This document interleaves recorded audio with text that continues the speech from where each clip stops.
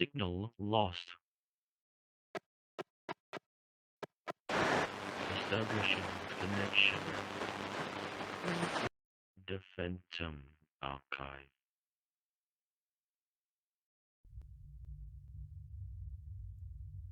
Welcome to the Phantom Archive.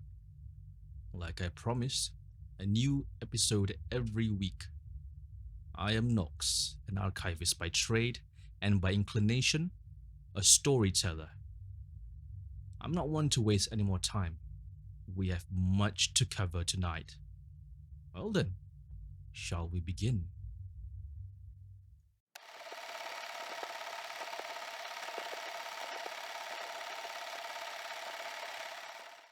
I've been living in this HDB flat for 8 years. It's a quiet block with good neighbors. Everything is within reach. There's the MRT, shops, a hawker center. It's probably about 5 or 10 minute walk. And honestly, I have no complaints. It is home.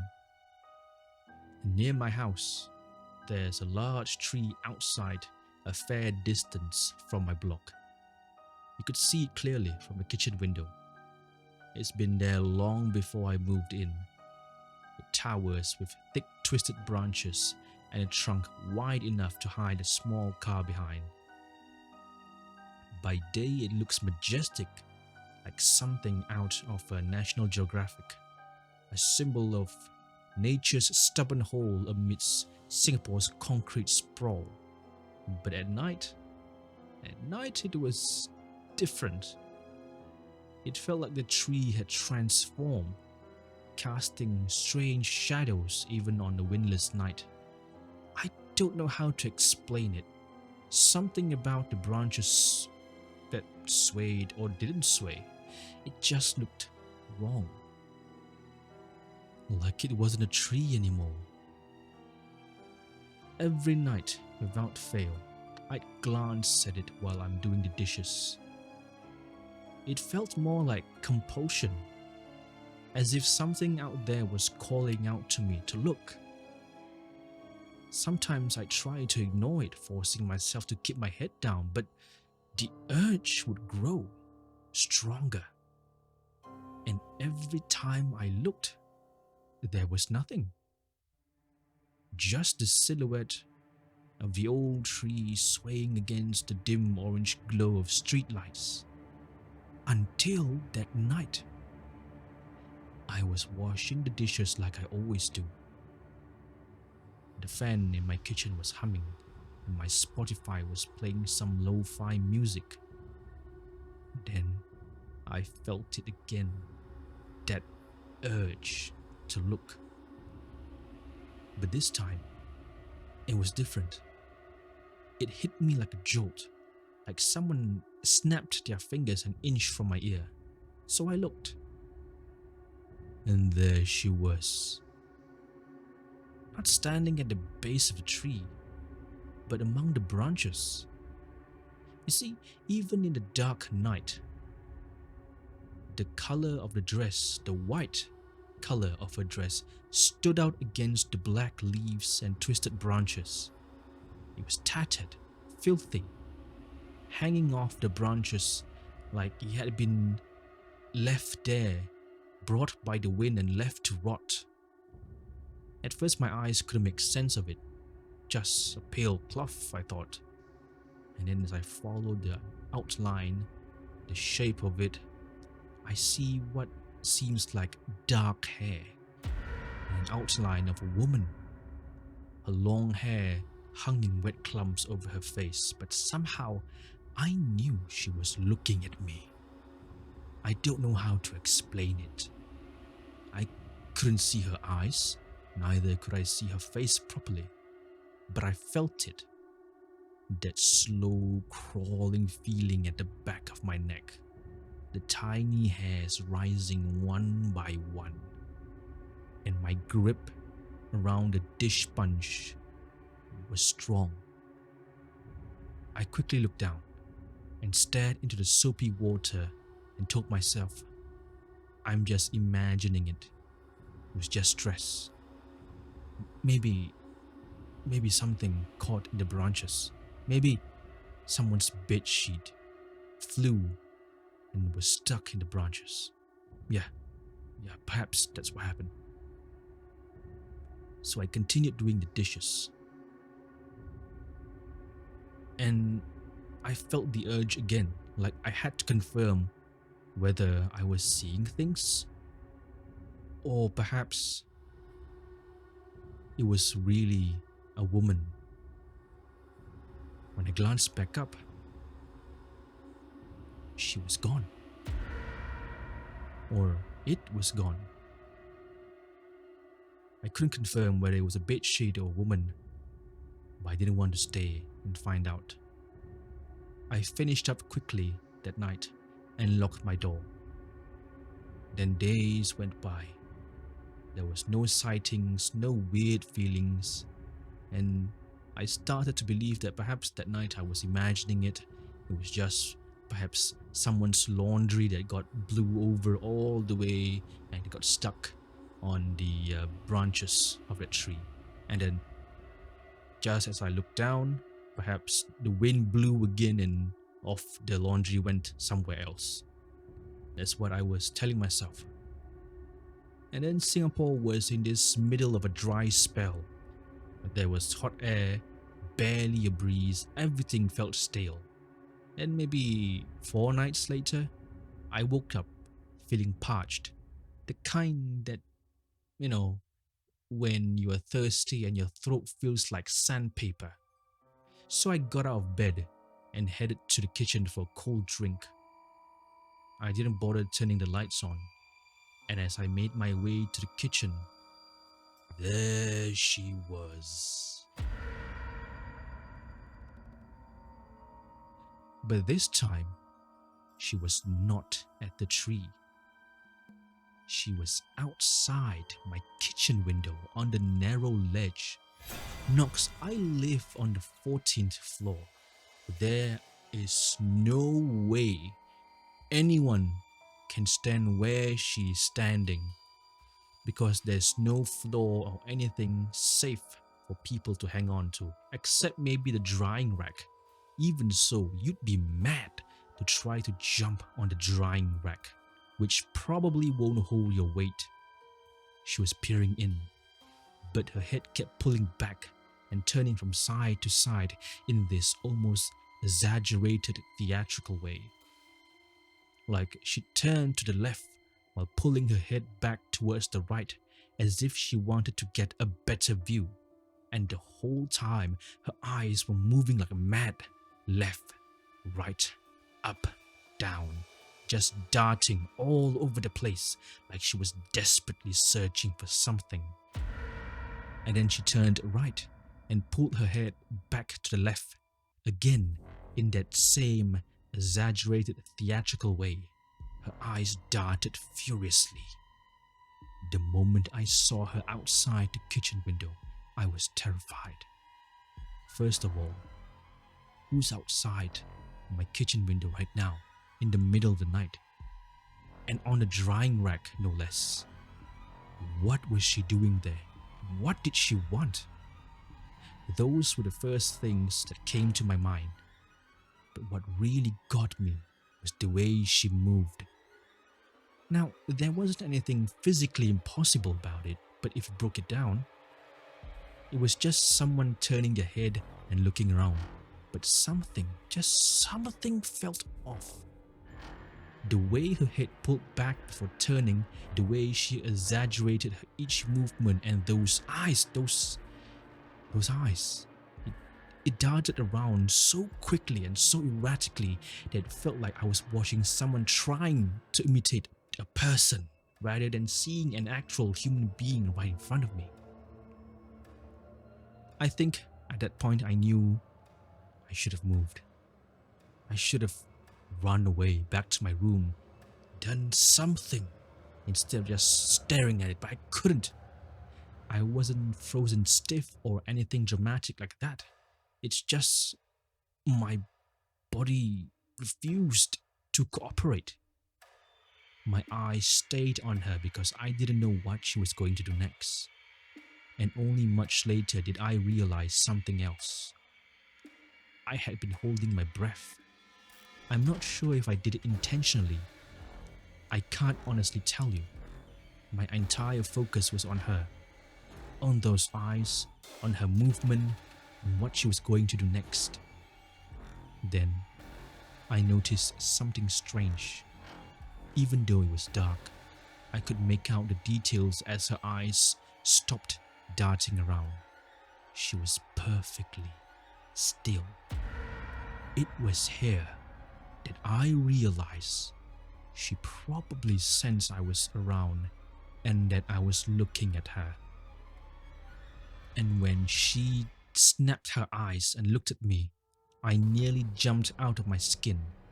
My whole body flinched before I even realized what happened. She suddenly pulled back and disappeared behind one of the closed window panels. I jolted again. And that was the thing, because I couldn't predict her movements. Up until now, her movements had been slow, exaggerated, and theatrical. So when she snapped back out of sight so suddenly, it caught me off guard. I didn't know what she was going to do next. Did she leave? Was she nearby? Will she come back to the window? Or worse, will she climb inside my house from the window? I had no idea. Every movement she made felt unpredictable. Again, it's not because the movements were impossible to do, but it was off. I couldn't predict what she wants to do or what her intentions were. There was no way for me to know what she was thinking, or what she wanted, or what she might do next. I was left trembling. I know that I couldn't, or perhaps I shouldn't go grab a drink. I should leave and close my bedroom door, but at that point, I felt like I should stay and see if she'd enter my house through the window. I legitimately fear that whatever she was, she might try and enter my house if I leave for my room, and I didn't like that idea. Then again, I don't like the idea of staying put as well. After a few seconds, she slowly leaned out again, just a little, tilting her head, peeking around the edge of the window like she was checking if I was still there. And when our eyes met again, I swear, I got the feeling she wasn't hiding from me. No, she was playing with me. Because the second our eyes met, she let out a small giggle. Then she ducked out of sight like she'd been caught doing something she wasn't supposed to. I quickly bolted for my room, slamming the door and locking it. I forgot about my thirst and I barely slept. 'Cause how could you sleep after witnessing such monstrosity, such oddity? So I stayed awake, watching the door, thinking if she would ever come inside my house. And slowly but surely, I couldn't keep my eyes open for long. Eventually, I fell asleep. The next morning, I heard the morning traffic, birds chirping, neighbors talking below the block. These were comforting sounds. And as I woke up, I'll never forget the way she moved. That quick retreat. I got a feeling that she was still out there, waiting for me to look again. From that day on, I kept the kitchen window shut tight. All the windows, especially after sundown.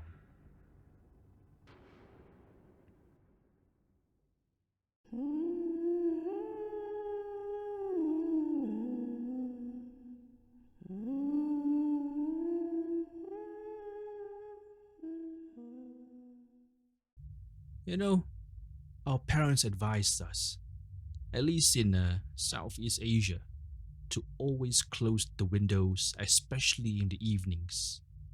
The doors too, actually, because the explanation was evenings are the time where the devil roams the earth. For most human, evening means, it's time to go to sleep soon. But for the beings that we cannot see, it is their time to rise and shine. So, from a young age, we were advised to close the doors, close the windows, and don't stay out so late. In fact, we were told to come home before evening. But of course, in modern times, we tend not to follow our elders' advice. We see them as mere superstitions with no scientific basis. Especially this advice. Eventually, you'll be thrown out. Just for a while. Until something happens to them. Then they will realize why their elders say what they want to say. And again, I'm not saying that our elders' advice are always right. They can be wrong too. But perhaps those warnings were not born from ignorance.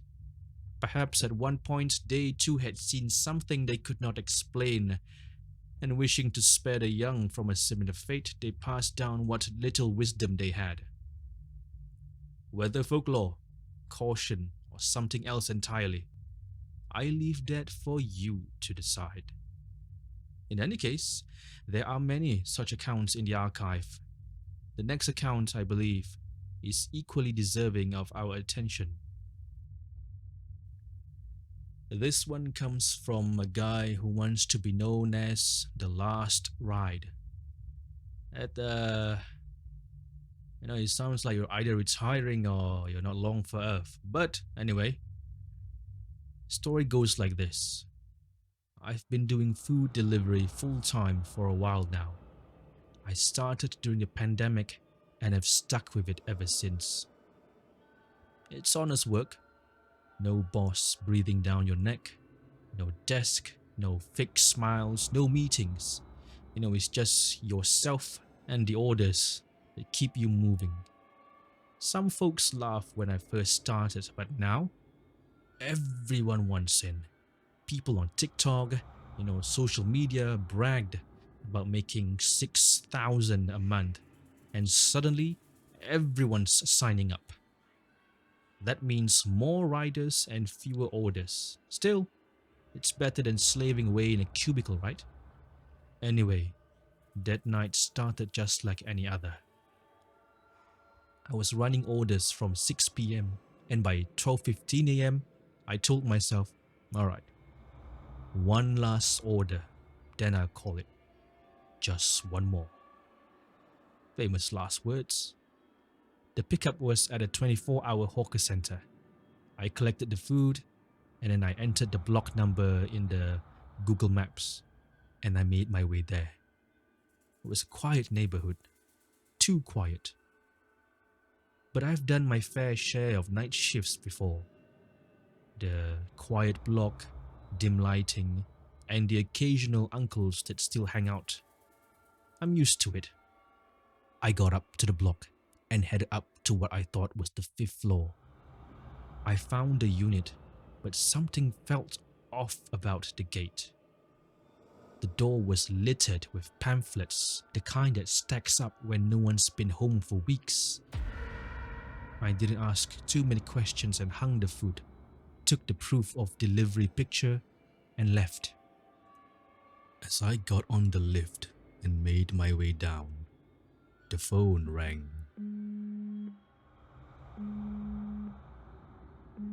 Hi, yeah, just checking in. Are you on the way or something? Because it says here it's delivered. Hi, yes, correct. I have just delivered your food. It should be outside your door right now. Okay, I think you have the wrong door unit because I'm checking outside my door and it's not there at all. I rechecked the app. My stomach dropped. I went to the 5th floor, not the 15th floor. I apologize, of course. And I said I'd be right up, so I headed back to the fifth floor to retrieve the food. And that's when things got slightly weird. You see, the moment I stepped out of the lift, the whole floor felt different.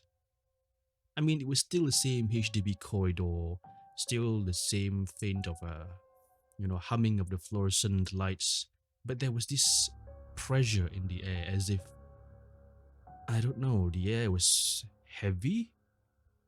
And the unit where I left the food, yeah, the door was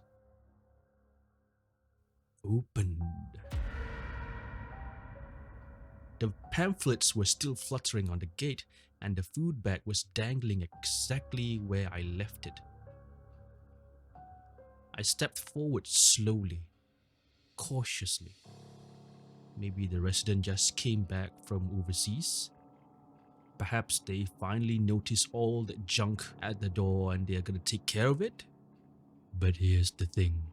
If the resident of that unit has just returned, shouldn't he or she remove all that junk in front of the gate in the first place? I mean, it doesn't make sense that the door is opened and I assumed he or she entered the unit, the house basically. They should have taken it down. All those pamphlets, those leaflets. But they didn't. Why? I know it goes against my better judgment, but I decided to take a peek inside. And what I saw,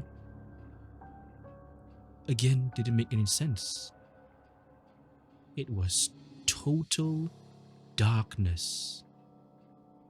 I couldn't see anything inside the unit at all. I cupped my hands around my eyes. It was out of habit, really. I was hoping it would help. Spoiler alert, it did not.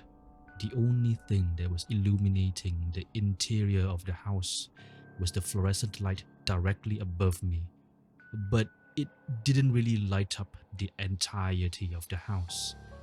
Only just a few centimeters before darkness. And no matter how hard I tried to strain my eyes, I could not see what was beyond the house. There was no movement, there was no noise, and no activity whatsoever. And then my curiosity grew. Was there someone inside? Did the person just left? What's going on? And then I heard it.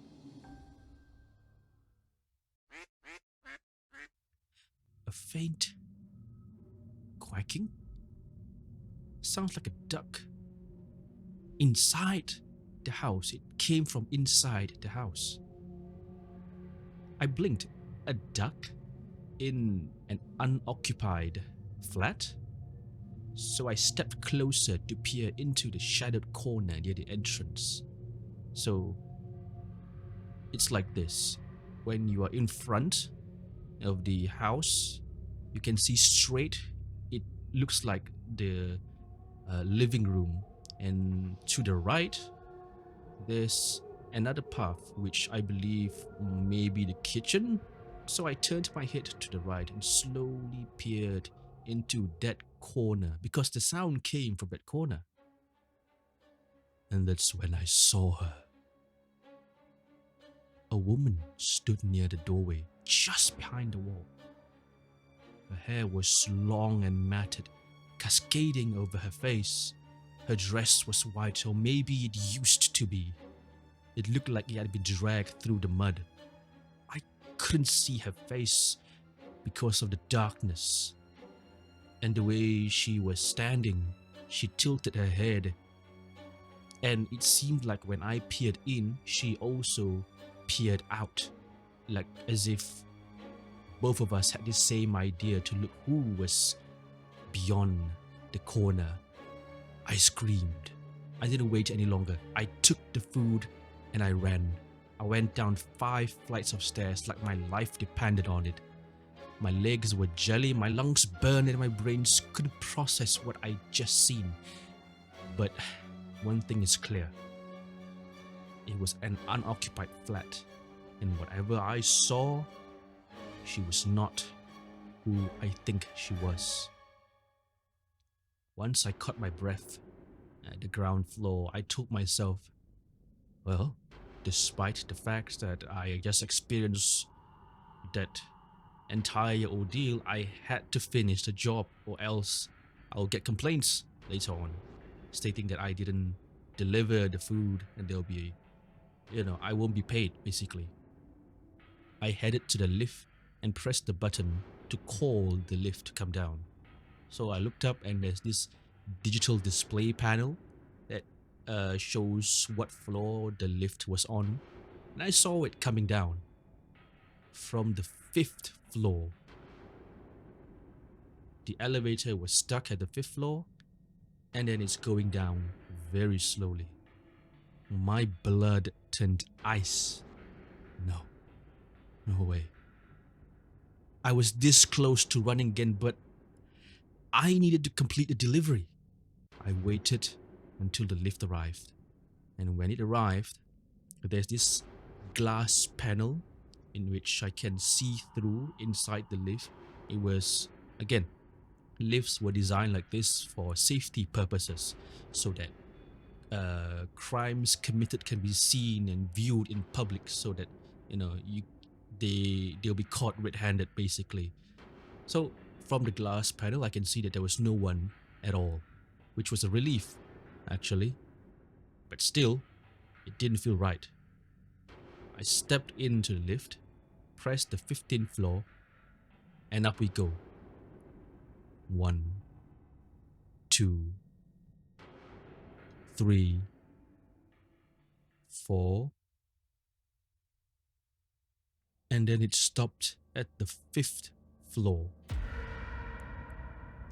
No way. So I started mashing the door close button as if it owed me money, but we all know how lifts work anyway.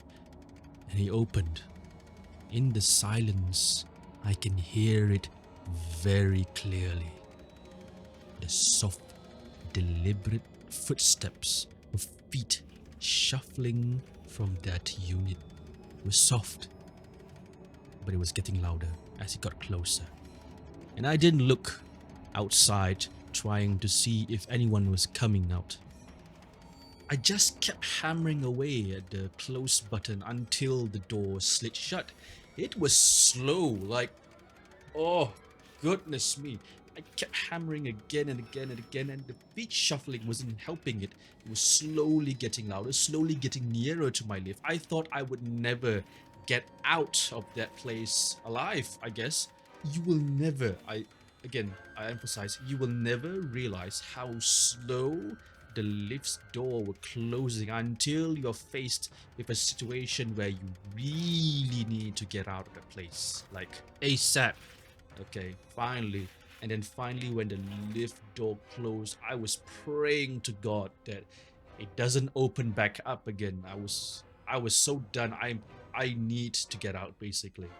Finally enough, door closed, and up I go again. And so we ascended back up.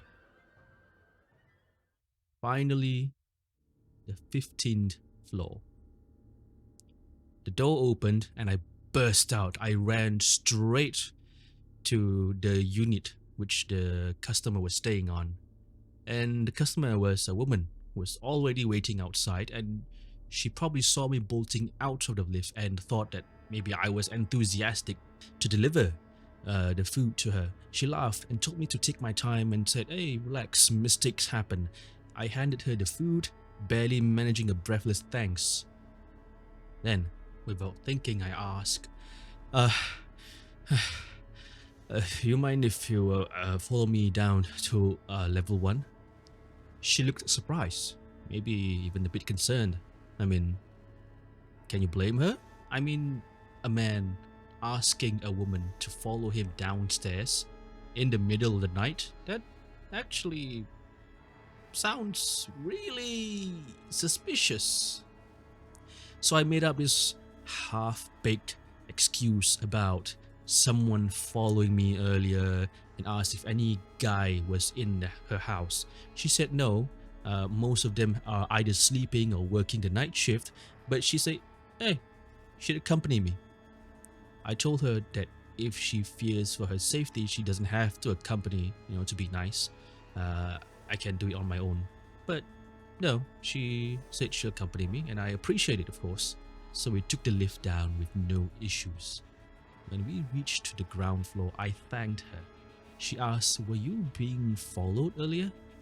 I gave her a nod and said that I felt like someone was following me, but I think the coast is clear right now. She looked at me briefly, nodded, and wished me well. I watched the lift panel as she went back up. I didn't leave immediately, because now that I dragged her into my mess, I feel like I owe it to her. And so, I watched the display panel. Second floor, third floor, fourth floor, fifth floor, sixth floor, seventh, eighth, and so on and so forth. Thank God, I said to myself. I would have felt bad dragging her into this mess. I got on my bike and I left immediately. That was the last time I did deliveries past midnight. These days, I clocked out by 11 p.m. sharp. Though it only lasted about a month. After that, I got back to delivering past midnight. I still think about that incident occasionally as I made my late night deliveries. But this time, I always checked the block number, the floor unit at least, 3-4 times. I don't even want to encounter such experience again. Never again.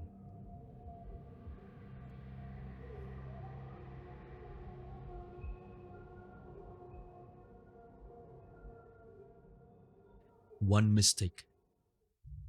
One mistake. And for that moment, his life spiraled out of control. There is a lesson in that. And I'm not even referring to the ghost or the spirits. We rush, we assume, and eventually, because of that, we make mistakes or overlook important details.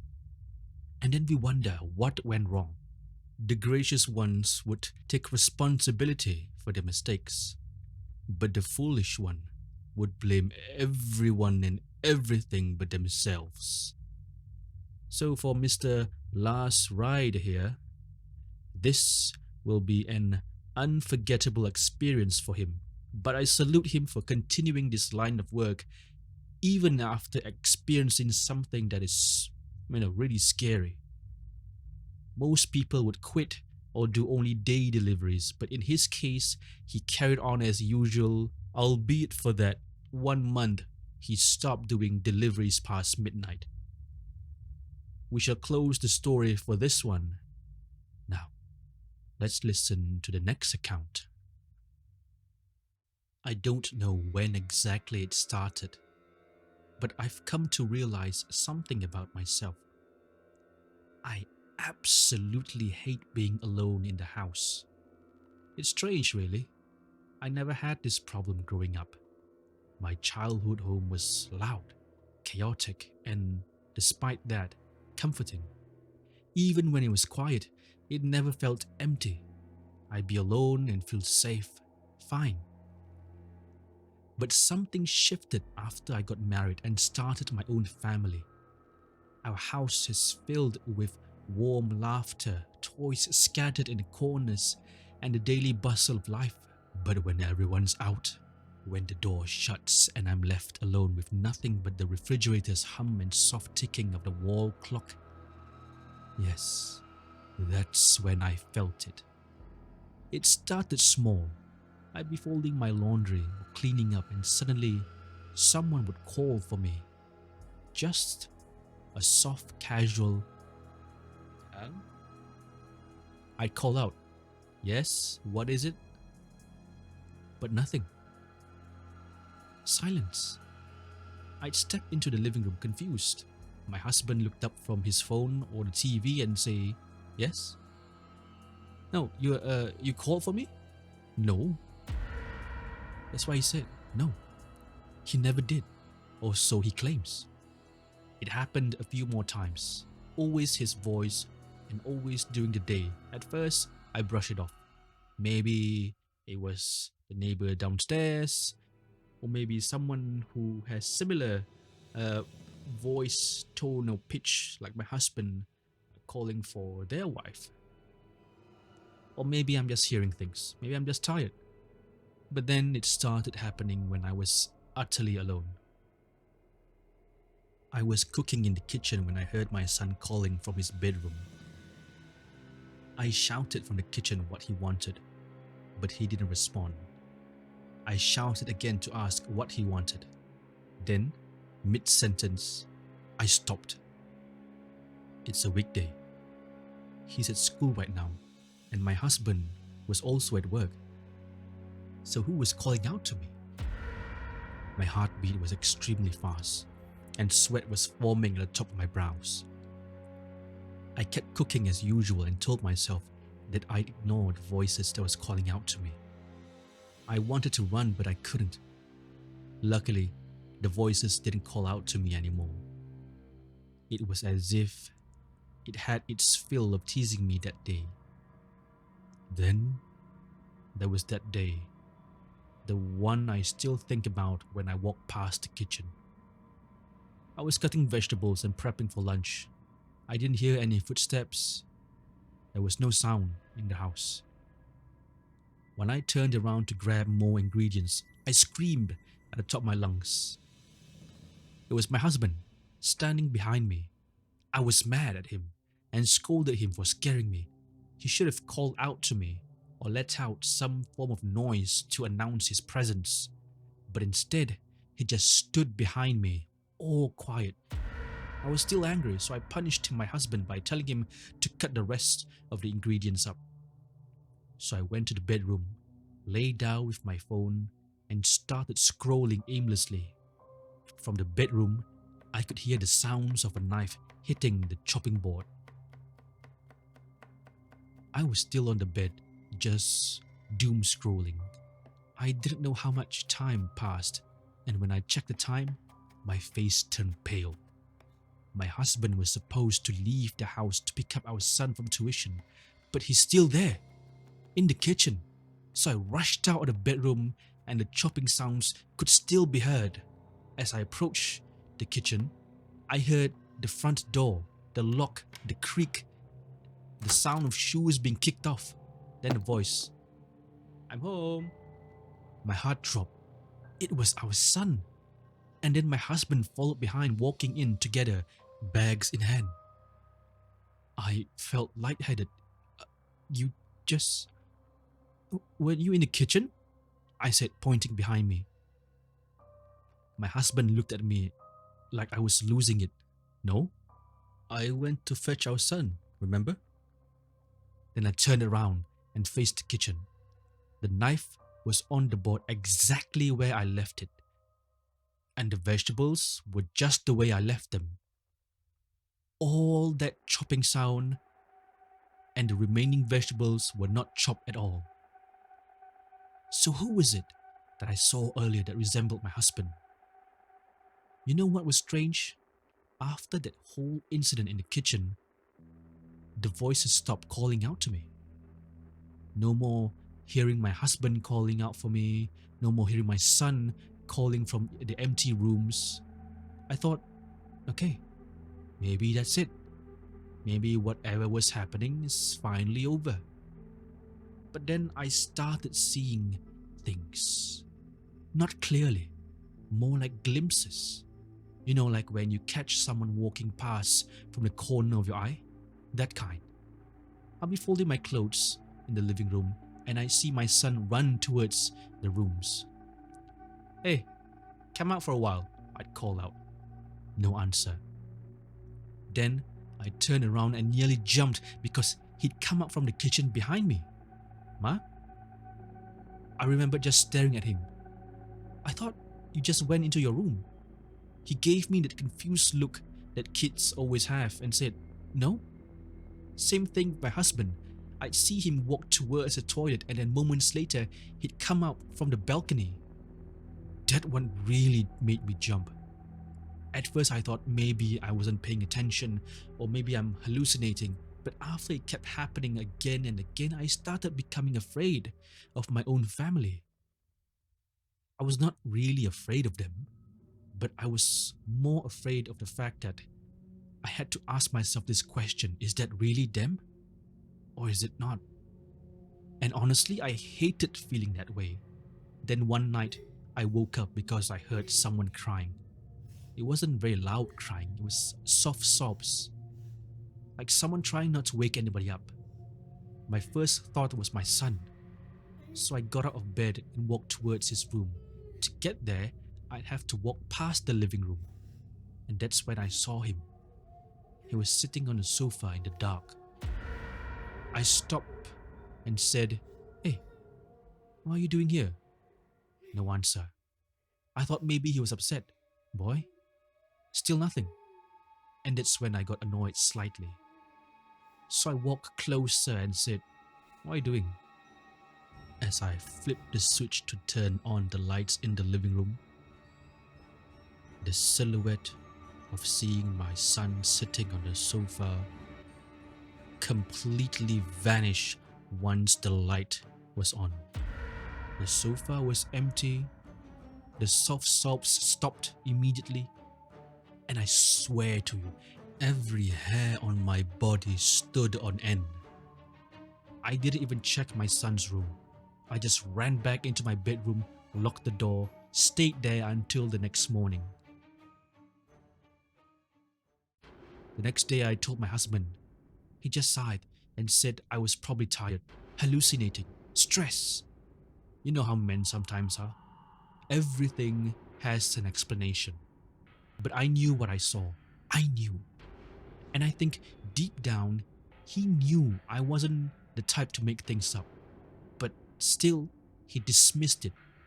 The final straw came a few nights earlier. In the middle of the night, both of us woke up because our son was screaming, not crying, not even a soft sob, screaming. We both rushed into his room. I switched on the lights and immediately hugged him. He was crying so hard he couldn't speak. It's me, Mama's here." I just kept repeating that and hugged him tighter. My husband was beside me, asking what happened. Eventually, our son calmed down and he told us something I will never forget. He said he woke up because someone pulled his leg. When he opened his eyes, he saw an old woman lying on top of the wardrobe. Not standing, lying. The wardrobe wasn't even tall. There was a gap between it and the ceiling. But according to him, she was lying there, staring down at him. We looked up at the gap that he mentioned earlier. Nothing. My husband immediately said maybe he was dreaming. Maybe he thought he was falling and his brain was playing tricks. That's how you explain the leg.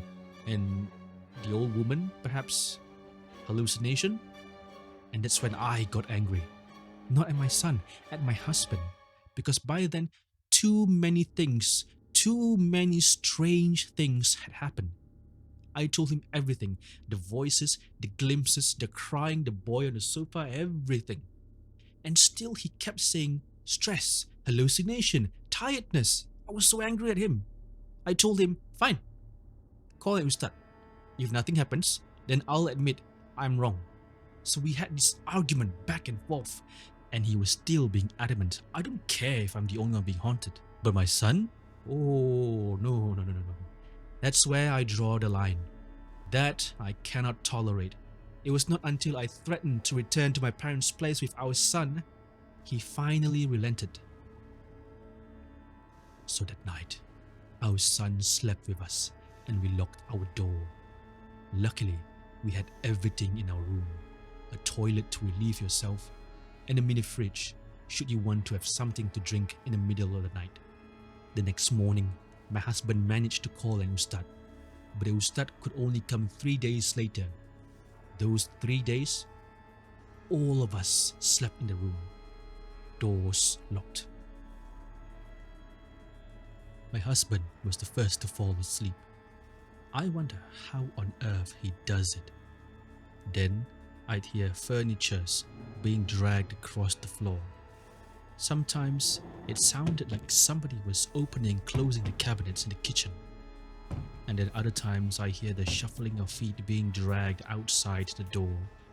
It felt like someone was aimlessly walking around the house.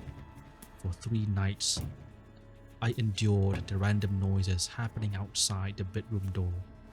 I didn't bother telling my husband about this since he'd always have an explanation, and I know he's wrong. Finally, Thursday came. The Ustad arrived. He asked us what had happened and listened quietly. Then, he began reciting verses from the Quran as he walked around the house. Everything seemed normal until he reached our son's room. The moment he started reciting near the doorway, the door suddenly slammed shut.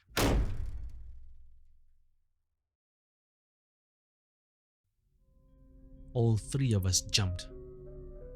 The Ustad stopped for a moment. Then he calmly walked over and opened the door. He didn't look surprised.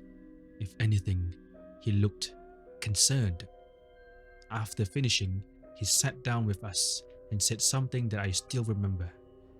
"There is something here," he said, "and he doesn't want to leave." I then asked him, "Can you remove it?" He nodded. "But not today." The answer made my heart sink. He immediately explained that these things took time, that we needed to be patient, and he told us something else. Do not stop praying, and whenever you can, read the Quran. And whatever happens, do not let the fear stop you. I remember asking him, "What if it gets worse?" And he smiled. "It will, but you have to carry on as usual." I didn't understand. And then he said, "These things only want to frighten you. They want you to stop whatever you are doing. And if you do, then you are acknowledging them as something even greater than God. Never give them that satisfaction." So we listened to his instructions. And, as he said, that night, things got worse. After locking ourselves in a room, as usual, my husband fell asleep first. But I'd hear the sound of chairs being dragged across the room violently outside, kitchen cabinet opening and slamming shut, and then I'd hear footsteps of someone running around the house. Again, I'd like to emphasize that all 3 of us are in the same room, so there's no one outside. It was as if the entity that was in our house is telling us, "If you dare to take action against me, I will do far worse things than you can ever imagine." So in a way, I believe the entity or the spirit that was living in our house was warning us. Then the TV turned on by itself.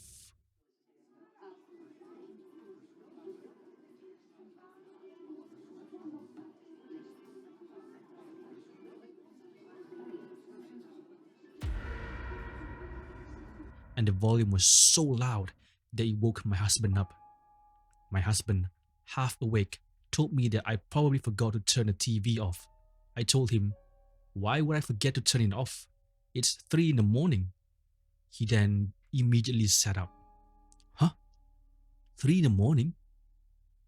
So you didn't forget to turn it off?" "Dear, why would I watch TV in the middle of the night?" "Oh, okay, then go turn it off." I looked at my husband and gave him the "excuse me" face. I didn't want to go out there. I told him he should turn it off since he doesn't believe in all this paranormal nonsense. He grumbled and got out of bed, then went out and turned the TV off. When he came back in, I told him to lock the door. Just as he locks the door, the TV turned on again. He paused at the door. He turned to me and looked slightly confused. I gestured to him that he should turn it off again. We don't want to disturb the neighbors. So he unlocked the door and proceeded out to turn off the TV.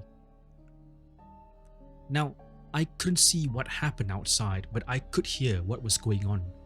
As soon as the TV was turned off, it turned on again.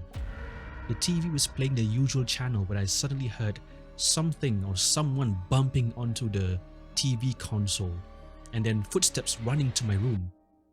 It was my husband. He entered the room and quickly slammed the door shut before locking it. He was breathing heavily, and I asked what happened. He didn't respond immediately and climbed onto bed. He shook his head and said he'd tell me tomorrow. I wanted to protest and find out more from him, but at the same time, I didn't have to. Whatever he experienced, he probably now believes both my son and my story about these strange encounters that were happening in the house. We were both awake, and this time, my husband and I heard the furniture being dragged across the living room violently.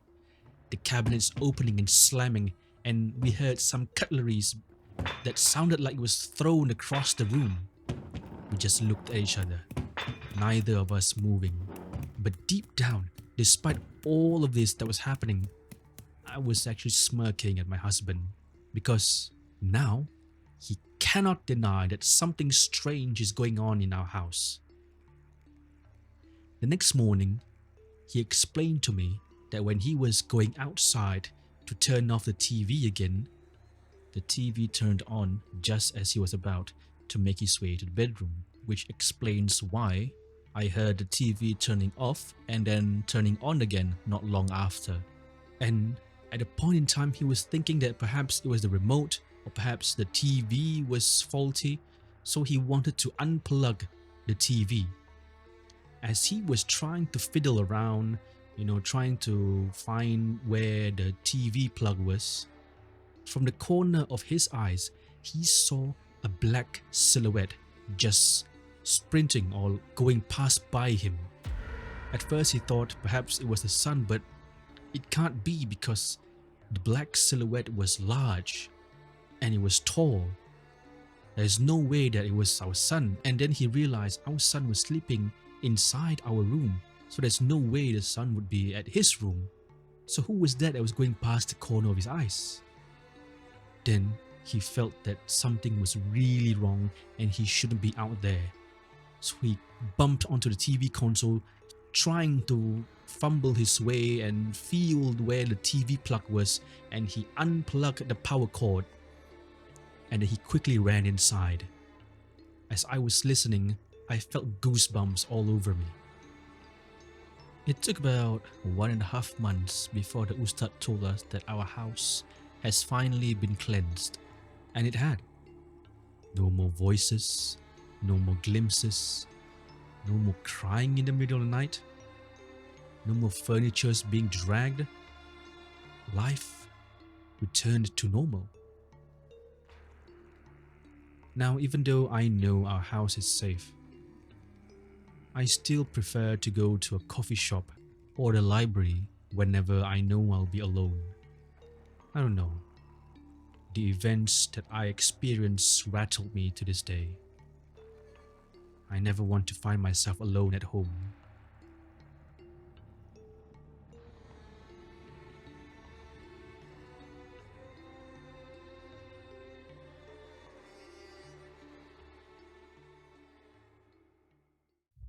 You see, a mother's love is truly something else.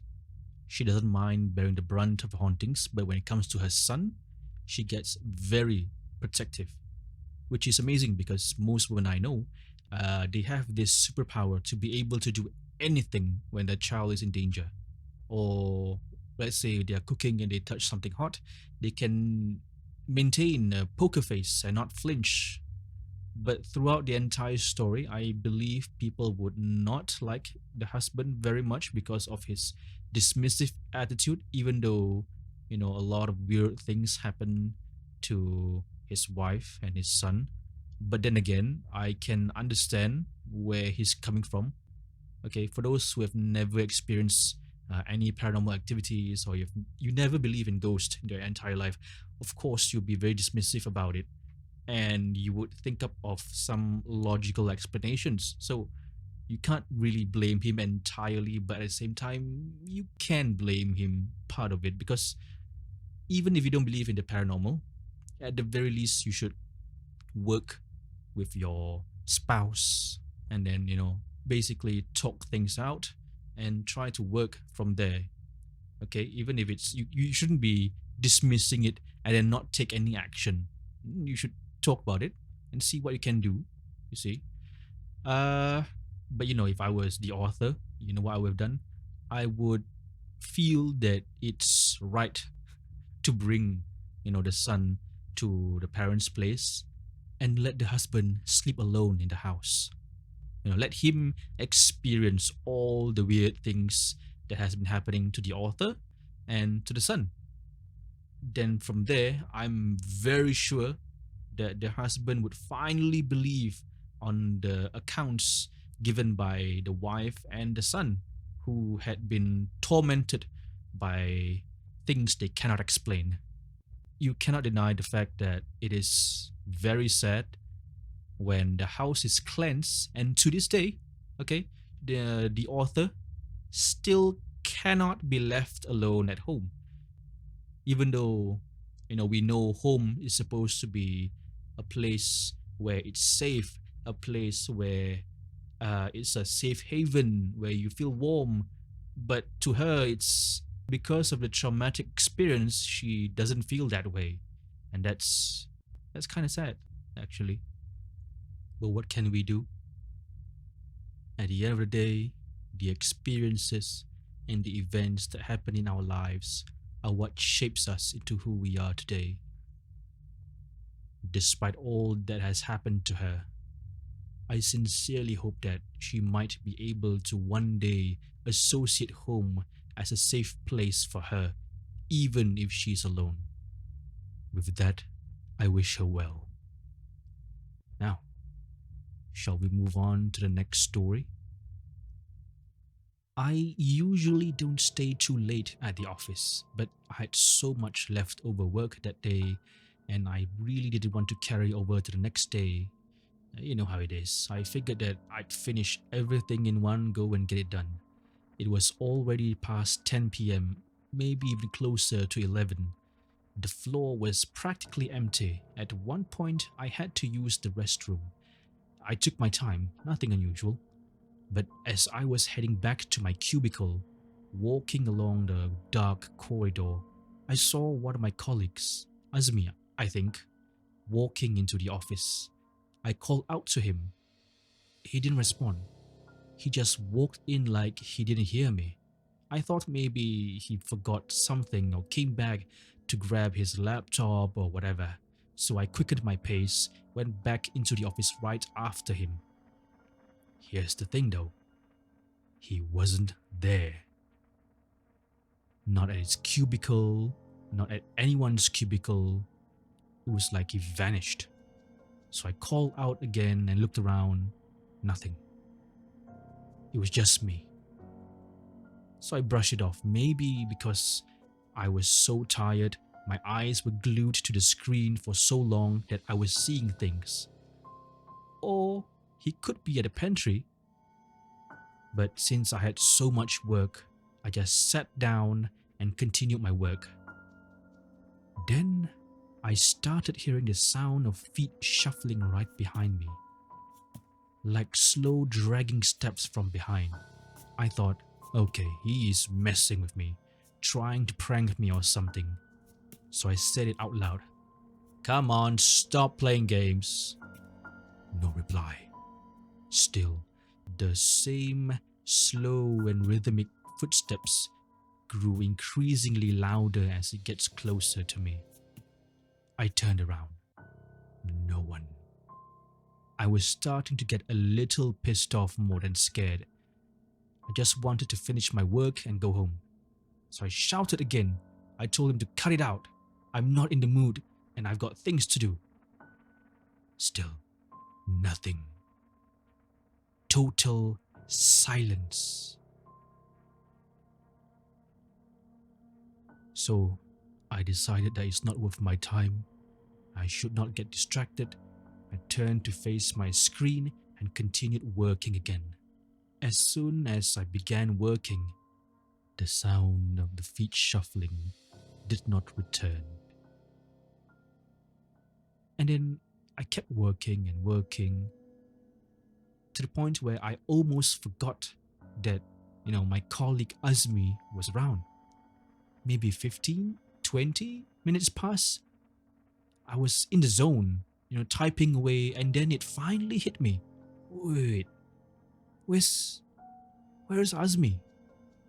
Surely if it was a prank, he would have jumped out, laughed, or said something by now, but 15, 20 minutes of hiding? That doesn't make sense. It takes pure dedication to prank someone for that long. So I stood up, I scanned the entire office, and I see no sign of him.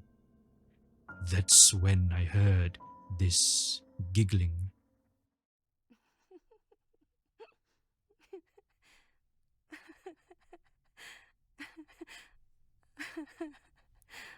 A woman's laughter. It was very soft.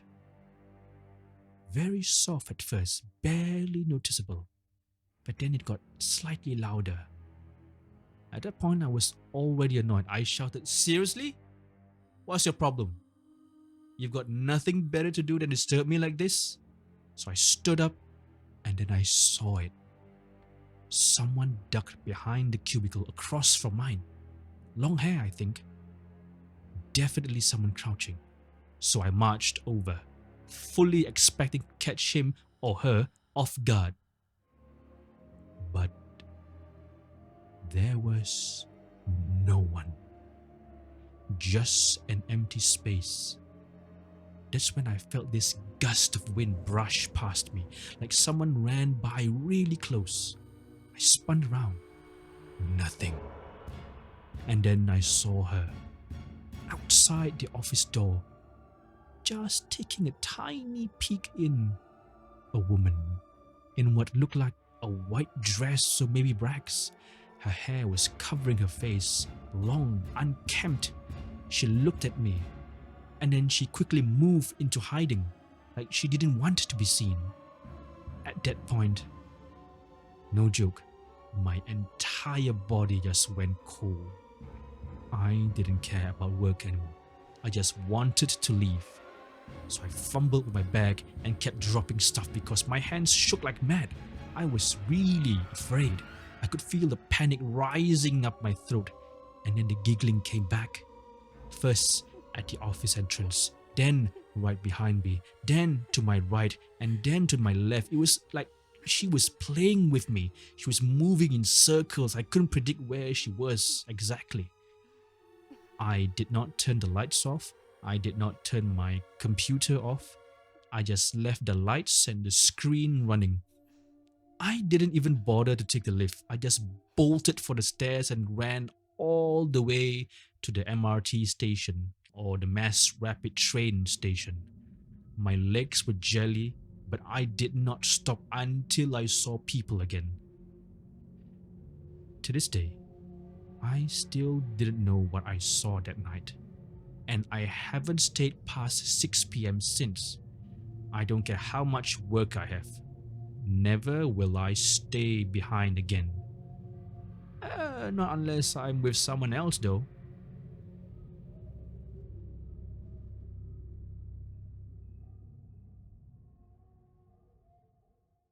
The next story comes from... simply a guy who wants to be called Reasonomics. He wrote, "Hi Nox, this happened in 2014 when I was with my then girlfriend.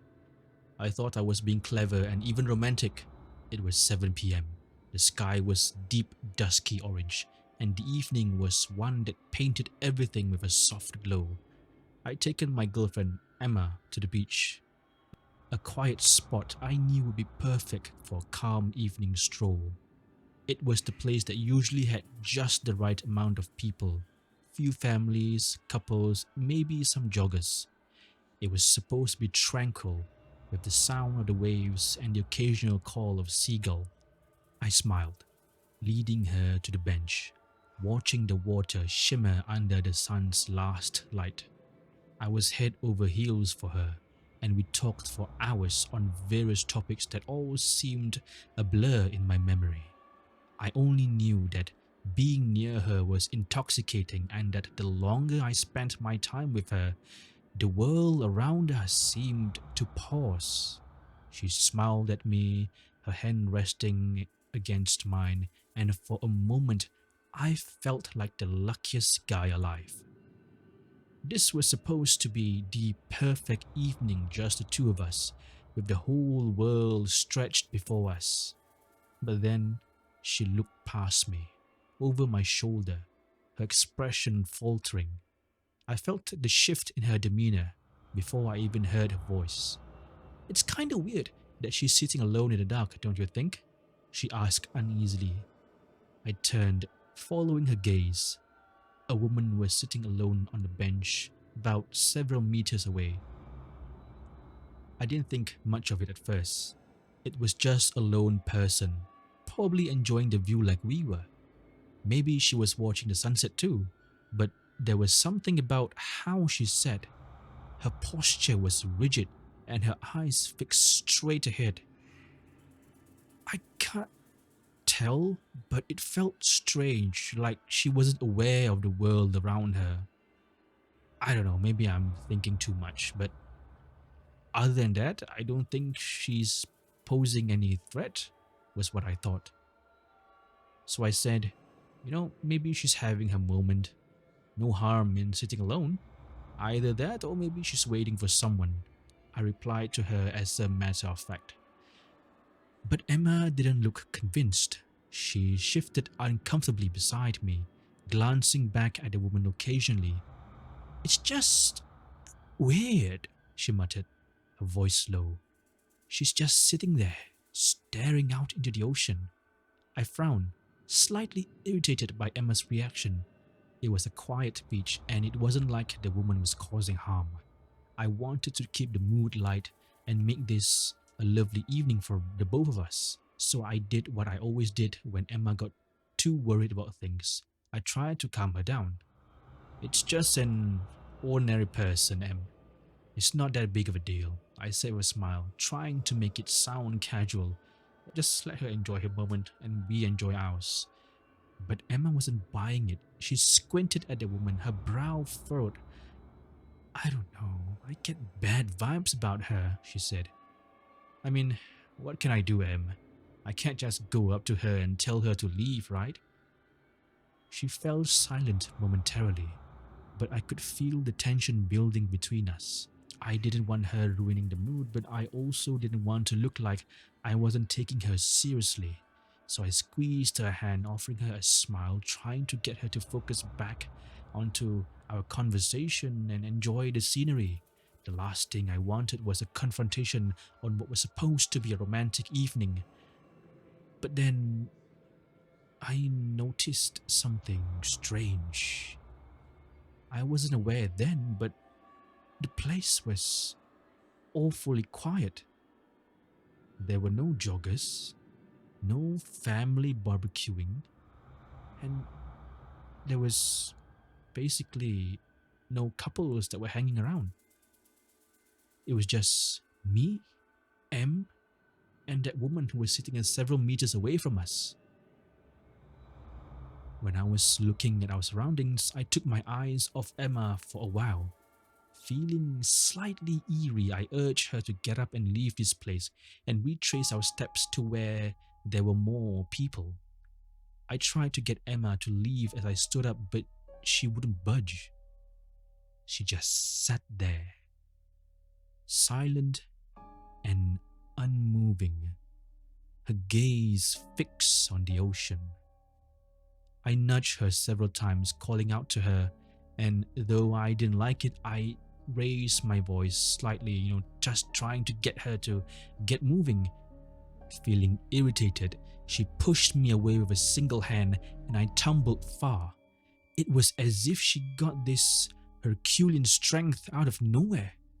I got back up in a daze and tried to digest what was happening. Emma then let out this banshee-like laughter. It was the most eerie and creepiest thing I ever heard. The already silent surroundings and darkness made it even worse. Em, stop. Okay, let's leave this area, okay? Emma turned her gaze towards me. Our eyes locked. Her gaze felt like it was burned through my soul, and then she laughed again. If you want to leave, be my guest. This is my home. I live here. I don't want to leave, Emma growled. Her voice was different than usual. For some reason, she sounded like an old woman. Her facial features also resembled those of an elderly woman. I know it's hard to believe me, but I swear that's how she looked at that moment. I was petrified and had no idea what to do. Emma wasn't herself. Slowly, she walked over to the bench where the woman used to sit and sat cross-legged on top of the wooden table. Emma then began swaying from side to side while humming. Occasionally, she glanced towards my direction, flashing a wide grin. I wanted to pick up and go, but I couldn't. What happens if I leave for help and then she disappears when I return? How am I going to explain to her parents then? Not wanting to face all that trouble, I began to call a friend who knew an expert in dealing with possession. Fortunately, my friend picked up. I told him everything, and then he called in that expert. So the expert came down as quickly as he could. Waiting for this expert felt like centuries. For the entirety of my time when I was there, I just wanted to run from that place because Emma was getting weirder and creepier by the minute. She began to walk in circles around the bench as if she's performing some sort of ritual. Then she crawled around the area. I was okay when she walked in circles, but the minute she started crawling around the area, no thanks. I stood up on the bench and watched her go, because I'm kind of afraid that she might crawl to my legs or something, so I didn't want that. Look, it's very creepy, okay? As if that wasn't enough, she stopped, looked up at my general direction and flashed a wide grin. And I can never forget this scene. She flashed her grin and then she said, "Scared?" She teasingly asked before laughing.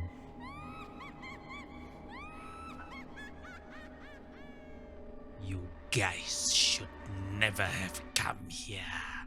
She was making fun of me the entire time.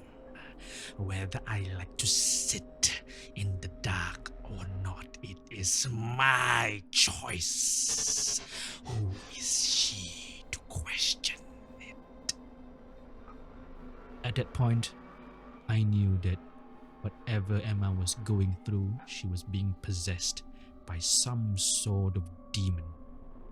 And then she crawled towards me very swiftly and she tried to grab my ankle, pulling me down to the floor, but I dodged it. My God, Knox, can this expert come any later? This went on for about forever, and when the expert finally came, she stopped her antique and turned towards him. And she slowly stood up. But her movements were stiff and unnatural, as if her joints were locked. Then she growled at this expert. "What are you doing here?" You are not welcome here. This is my home. Leave. Hey, that child did nothing wrong. She made fun of me. Even so, you know it is wrong to possess her body. She doesn't know any better. I am fond of this body. I will not leave. And so be it. The expert began chanting some form of mantra or prayers. I was not religious and I didn't know what he recited. Emma began to scream in agony.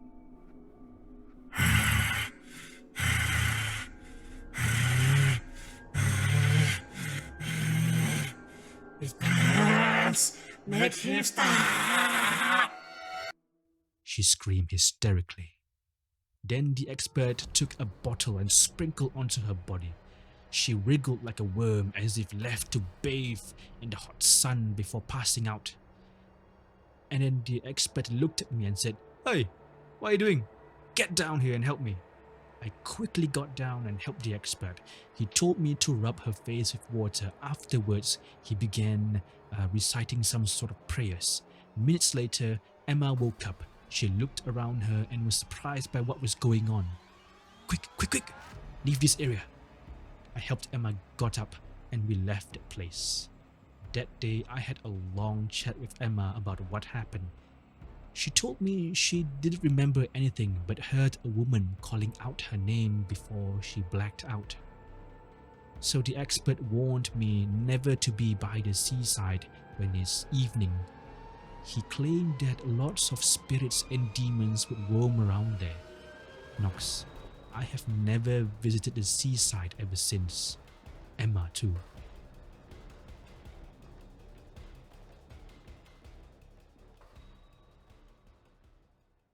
The next story comes from someone who wants to avoid being named.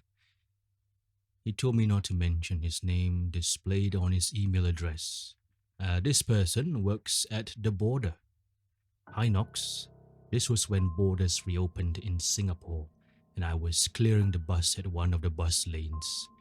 It's 1 a.m. and the bus lane is eerily quiet. I'm alone in a dark booth. I refused to turn on the lights as it was too bright. The buses have stopped running and there's nothing but the occasional murmur of distant voices of officers walking up at the link bridge. I sat back, fingers tapping rhythmically on the metal desk, trying to stay awake. It's a slow night, one of those nights where the time seems to drag on forever. Then I heard something from the link bridge, a faint sound from above. My attention shifts and I glanced up through the window. A figure has paused there, silhouetted against the faint lights. The man looks down, possibly trying to find out who was working in the booth. He shines his torchlight in the booth that was in front of me. The beam flickers across the booth, but nothing happens. I raise an eyebrow in confusion, wondering why he's trying to peer inside. It's strange. He seemed to be focused, but after a second I realize he might not have seen me. You see, Knox, the bus lanes I'm operating have two booths for the buses. The booth in front of me, which was also the closest to the link bridge, had its window cracked due to an incident. I was situated behind the booth that had the windows cracked. I'd like to reiterate that the window is still there. It's not removed or anything. It's just cracked and you cannot see past the window because of, the jagged lines and whatnot. So officers who were deployed in the bus lanes have no choice but to use that one lone booth which had a clear window where you can see the driver and you can clear them with ease. So it felt a bit strange because he was trying to peer in the booth which no one was deployed to. But I shrugged it off and thought nothing of it. So I began to wave my hand through the small gap in the booth's window, trying to catch his attention. I was bored and I thought, why not just wave at him. The moment I did, his eyes widened and the beam of his torchlight froze. At first, he was like shining to the left, to the right, trying to peer in. And then suddenly I saw his torchlight, the beam of it, just froze. And then he shined the torchlight at my booth where I was. So when he shone his torchlight at my booth and he saw me, his expression changed. His face goes pale, almost as if he's seen a ghost. But I didn't really delve too much into it because of the light and the darkness, so I couldn't see his expression very clearly. Perhaps I was just imagining things, but I just smiled and waved again, trying to ease the sudden tension which I believe was happening at that moment. But instead of acknowledging me, instead of waving back at me, he shines his torchlight back to booth 1 and then back to me and then back to booth 1 again, as though he's trying to convince himself that perhaps there's someone there in front of my booth, which again I'd like to reiterate that there was no one in front of me. And then his hands started shaking slightly. I can see because the beam of light was also shaking, and I thought I caught the slightest hesitation in his movements. Then, without another word, he turns off the flashlight and hurries away, almost stumbling as he left the link bridge. So here I was, just staring out into the night, the quiet once again settling in. Although for me it's a bit unsettling. I tried to shake it off, thinking it was some random interaction and that there was no deeper meaning behind it because it happened so fast. Maybe he was spooked by something, but I generally don't like to pinpoint that he saw, a ghost or spirit. I wouldn't like to come to that conclusion first. And then something catches my eye just as I began to relax. So I was trying to shake the tension off with some music, and then at the corner of my booth, just beyond the blind spot of my window, I thought I saw a head slowly popping up from the edge. A quick movement like someone peeking out from behind the corner. My heart skipped a beat. I glanced in that direction where I saw the head, but as soon as I turned, the head disappears like it ducked away in the corner. It felt like almost as if it doesn't want to be seen, as if we were playing a game. There was no movement or sound, and I'm unsure what I saw, but my skin prickled with unease. So I stood up and I scanned the area outside my booth. Let me give you a brief description on the booth. It's not just a booth, it's a security booth. So as such, there are multiple windows in that booth. You have the main window right in front of us where we will clear the driver and receive the documents whatsoever. And then there's a window behind us. There's also a window to our right. There's also a window to our left. In fact, even the door to our booth has a small window as well to peer outside. These are all installed so that we have a 360 view of our surroundings. So if anyone tries to sneak past by us, or perhaps they are lying in wait to ambush us, we would be made aware. So I stood up, I scanned the area outside my booth, my eyes darting between the shadows. So I looked, because my booth is quite tall, so I went nearer to the window, trying to look below in case they might be crouching, and there was basically no one. I felt a chill running down my spine. Fearing for my safety in case I experienced a jump scare, at the window, I held my breath. So then I reached for my phone and turned the volume up, blasting music all throughout my booth.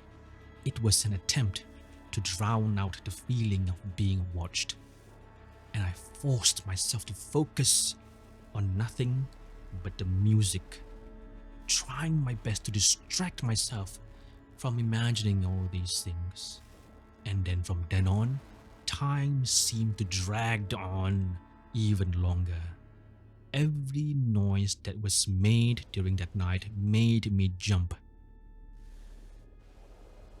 I was counting the minutes until my relief shows up, and when my relief came, I was relieved. I stepped out of the booth and left the area. And to this day, I didn't speak to the person that was shining the torchlight in front of my booth because I wasn't close to that person at all. We weren't friends or anything, but I suspect he might have seen something inside that booth. I just don't know what he saw, but I can take a guess, of course. And then the head that I saw, who was it? Or what was it?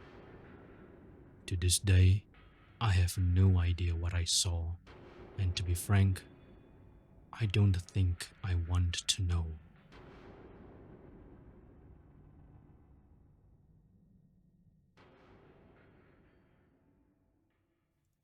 Alright, we will continue with one last story before we end off for tonight. Alright? Okay. This one comes from someone who'd like to be called Solo Bolo, and the story goes like this. It was another quiet night at the hospital. I, a technician, was the only one called tasked with fixing any electrical or wiring issues that might crop up. The place was calm. Too calm, actually, but there was nothing new. I had worked here long enough to know that nights were usually quiet, especially in the late hours. Most of the staff was winding down and only a few patients were awake. Tonight, my task was simple: replace some blown light bulbs. I grabbed my toolkit and started at the first ward. It was empty as I expected. I flipped the light switch on and checked on each bulb. A couple had blown out, so I grabbed my ladder and replaced them without hesitation. The darkness of the ward was a little unsettling, but it was just another job. After a few more wards, everything seemed normal. It was just another quiet night in a mostly empty and quiet hospital. I moved down the hallway, replacing bulbs one ward after another. But with each step further down the hall, the air grew heavier. Something was unsettling about it, as if I was being watched. I glanced over my shoulder quickly, half expecting to see someone standing behind me, but there was no one there. Every time I looked around the ward, empty beds, empty rooms, it was just the quiet night and perhaps the soft humming of the fluorescent lights turning on. Despite the feeling that persists, I carried on my work as usual. When I reached the last ward at the end of the hallway, it felt like I wasn't alone. That's when I saw them. For some reason, the entire ward furthest from the lobby is completely occupied. Every single bed has a patient lying down, which was weird. There's only one fully occupied ward all the way out here, because it makes no sense that they would put patient at the end of the ward, far from the lobby. They would normally fill up the nearest ward first and then slowly expand out all the way to the furthest ward. But why was this ward fully occupied while the rest was mainly empty?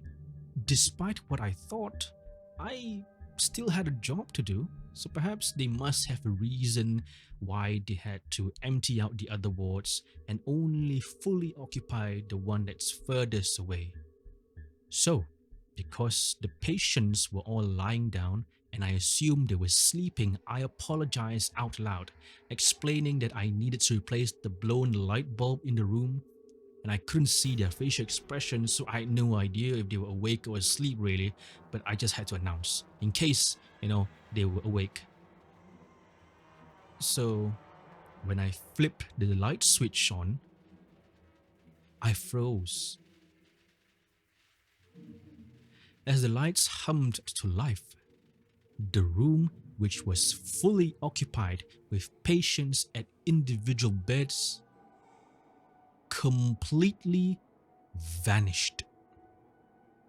The beds were bare, the crisp, white sheets neatly folded.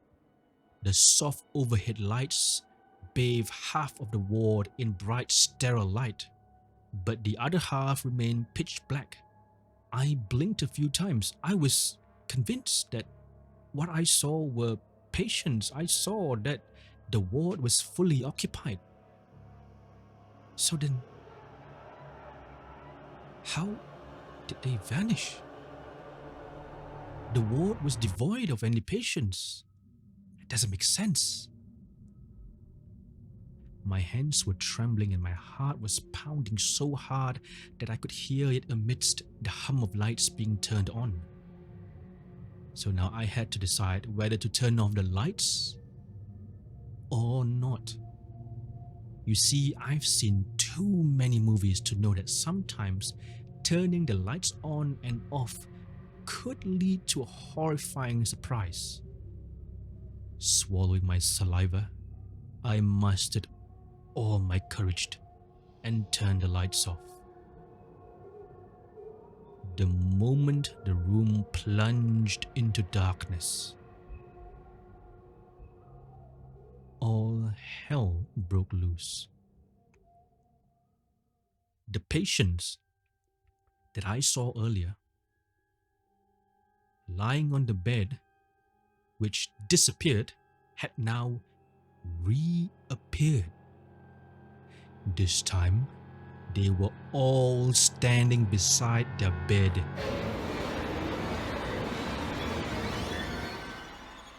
Each and every single one of them was staring at me. All of them dressed in white, had long and unkempt hair that covered their faces. My breath hitched. I dropped the ladder. Fear surged through my body in a split second, and before I could think, I bolted out of the ward. My footsteps echoed throughout the entire hallway as I ran towards the receptionist area. My pulse was pounding in my ears. The receptionist looked up at me with a concerned expression.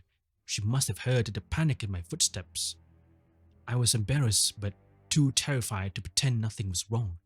I swallowed hard and asked, "Could you send 2 nurses with me to the last ward? The lights are still out." The receptionist hesitated momentarily, then nodded, though her eyes seemed to say something I couldn't understand. "I'll call someone," she said softly.